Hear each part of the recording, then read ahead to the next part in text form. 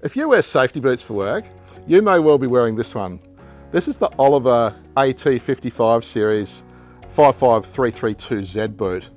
That's our most popular in the SafetyQuip range. It's one of the lace-up zip-sided boots.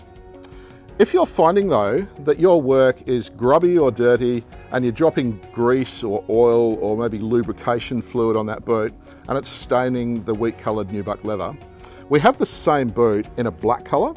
So this is great for those dirtier industries.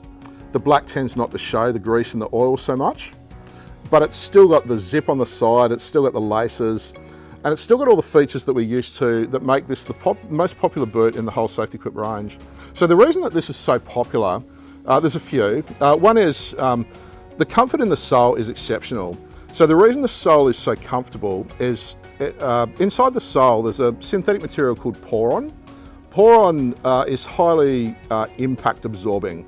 So it's very comfortable if you're working on hard ground. You're walking around all day on hard ground, concrete and so forth. There's also a high heat sole on that boot. So that boot can handle about 300 degrees Celsius. So that's great if you're doing hot work like cutting, grinding or welding metal where you're standing in hot sparks. So on a TPU sole or a polyurethane sole, you'll get little burn marks in the bottom of the sole, and that'll crack much faster than a rubber sole like that.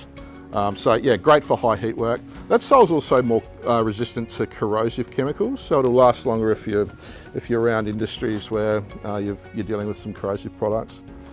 There's Kevlar stitching on high wear points on this boot.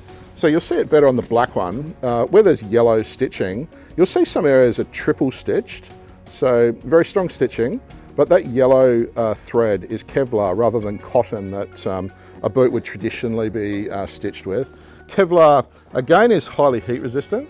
So if you have a hot spark land on that Kevlar, it'll last much longer than landing on cotton on a leather boot.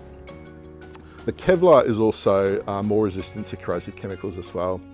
What I like about this boot too is there's a liner inside it. It's an antimicrobial liner. Now that liner is designed to draw moisture away from your foot, so your foot doesn't tend to be as damp in the boot, and it also tends to harbour bacteria less than other linings in the boot. So the boot tends to be less stinky when you've been wearing it all day long. When you take it off at night, it's much more pleasant.